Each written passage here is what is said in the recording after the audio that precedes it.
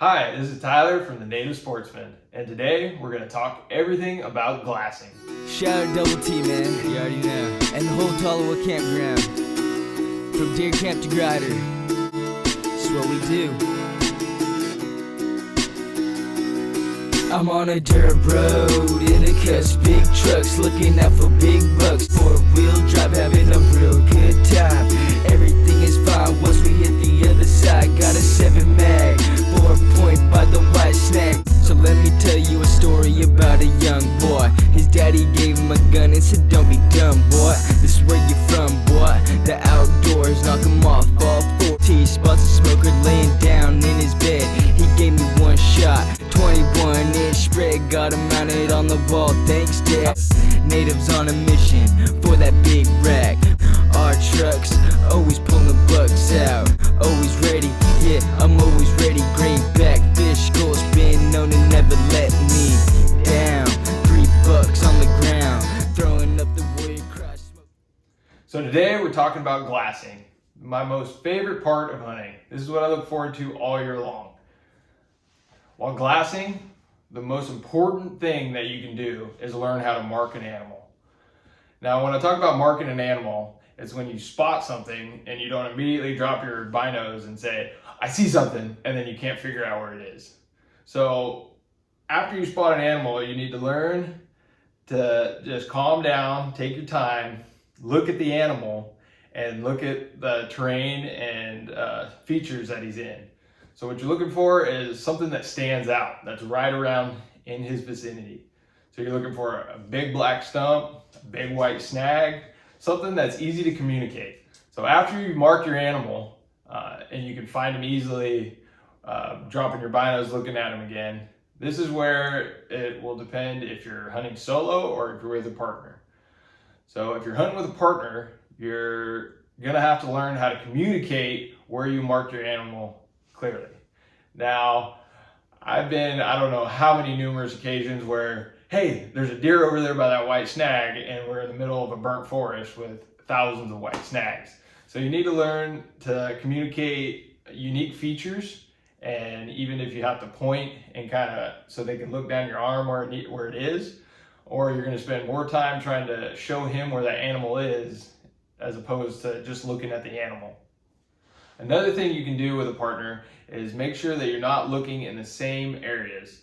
So if your partner's looking over here, make sure to look over here. That way you guys are both covering more ground and more country before a deer or elk or bear or whatever you're hunting can get away. If you're both glassing one spot and there's animals over here and they know you're there, they could easily sneak out before you get a chance to see them. So now that we've covered marking an animal and glassing with a partner, we'll start talking about actually glassing. When I start a glassing session, I like to start by quick glassing. Now, what I call quick glassing is just cover an area. I'm looking for an animal that's just standing out in the wide open. I'm not looking for an animal bedded down or peekabooing behind a bush looking at me. I'm looking for an animal just standing out there saying, here I am. When I start, I look close first. You're always looking for the animal that's 80, 100 yards away that's just standing there looking at you. If you start glassing 500, 600 yards away, that deer that's just, or elk or animal that's just standing there looking at you, that's right here close at only 100 yards away, it could easily run away and you would never even see him. So by starting close, you're eliminating that possibility. Those animals that are close are going to be the easiest ones to shoot. After I've glassed close, what I'll do is I'll glass through all the escape routes. I'm looking at edge of timber patches, edge of brush patches, somewhere where a deer could easily escape and he might just be right on the edge of. But if you're taking your time glassing through a unit or a burn or wherever you're glassing, those animals could be long gone by the time you even get to them.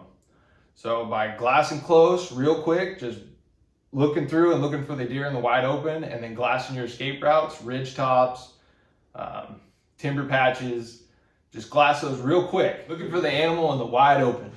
After I've quick glassed, that's when I'll start gridding and glassing all the big areas. So when I'm talking about gridding, I'm talking about systematically going over every inch of the terrain that I'm looking at. It'll change in different situations. So if I'm looking at a ridge that's kind of coming down like this, and I got all this to look at, I'll start here on the top and I'll just work my way straight down, over and up, and all the way. I'll just zigzag back and forth, and I'll stop right on this ridge line. I won't glass what's behind it, because like when clip glassing, you're glassing close first. You want to always glass close first. Don't just start looking way out there. Same goes with grid, okay? So on this, like I said, you're going down, up, all the way just on that ridge line, and then I'll work on the next ridge behind it, or whatever you need to do. Now, if I have a big, just wide open prairie that I'm looking through, then I might just go flat, straight across it, and then I'll come up a little bit and go straight across this way and just zigzag my way back and forth. It all just depends on what you're comfortable with. You do whatever you need to do. These are just what I use, so take what you need. Now that I've got my binos on, I'll show you another little trick that I use, especially when I'm quick glassing and doing my first grid of a unit. So what I use is this trigger stick by Primos. This thing, you pull the trigger, it goes up and down. Greatest invention ever for glassing.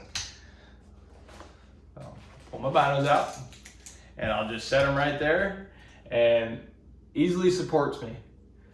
I went years and years holding it up, getting my arms tired, maybe holding the bill of my cap, trying to get my binos steady, and then we found these.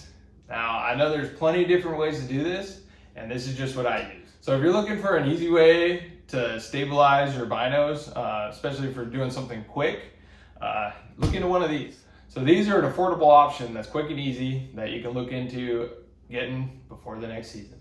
So now that I got my binos on, I miss these things. I'll just quickly talk about bino harnesses. Use whatever comes naturally to you. I've used a bunch of different kinds, and these ones right here are easy access. They're compact, that I like to use. I'm not a big fan of the fold-up ones, just because when you're trying to get those binos back in, it can be a hassle because you have to two-hand it. With these, it's just easy down, pick your binos up, you can keep it out, glass, and just set them right back in and fold over and you're done. So now that we've covered a lot of glassing, I'm gonna briefly go over glassing with a tripod. Now, I use it, a majority of the time, I'm only gonna use a tripod if I'm sitting there for hours. And usually I do it after I've already quick glassed, I've already graded everything off of my stick, and then I'll pull the tripod out, and then I'll sit there and just slowly grid everything off of a tripod. So now that we've kind of covered most everything about glassing, I'm just going to briefly talk about different size binos and what you can use them for. So most of the time I run 10x42s, but I hunt a lot of burns and I glass long range. So that's kind of why I stick with the 10 power. But if you're just kind of getting into it, you haven't really glassed a lot, and your effective rifle range is maybe only 300 yards, you might want to consider getting an 8 power bino. Now, an 8 power bino will give you a much wider field of view than a 10 power will, especially looking those closer distances like 100 yards or 80 yards. So just try it out and see what you think. Now, if you're into the really long range shooting and really long range glassing, look into getting some 15 power binos. I've used them in the past and I absolutely love them. I can sit there and glass thousands of yards away and still see deer pretty easily. Now, spotting scopes. You know, if you look around, everybody uses their own brand, their own power. I myself personally like a lower power spotting scope. Like this one right here, it's an 11 to 33 power. And when we were in Idaho this year, I spotted a Dandy 22-inch 4-point 700 yards away, and I knew it was a 22-inch 4x4 that garbage. So it just depends on what you're looking for. If you need those big giant spotting scopes, go for it. I don't like them because if I'm looking close, trying to look through a 20 power spotting scope, it's really tough to find an animal. And when you do, if they move, it's hard to follow them. So just kind of, it's going to be your preference. So try them out and see what you like. So to wrap up this whole session on glassing, I'm just going to kind of briefly go over where to glass. Now, when I'm out hunting, I glass everything. I look at everything. I don't care how small of an area I'm glassing in, I still glass it because you never know what you're going to see. It might only be 100 yards away. I still glass it just because animals are hard to see no matter what animal you're hunting. So if you're just out walking through the woods, glass. When I'm walking through timber, I'm glassing constantly, looking way down into the timber, and you'd be amazed at what you can see. Don't just tromp through the woods. Glass. Slow down. Look underneath all those leaves, especially in a later season hunt.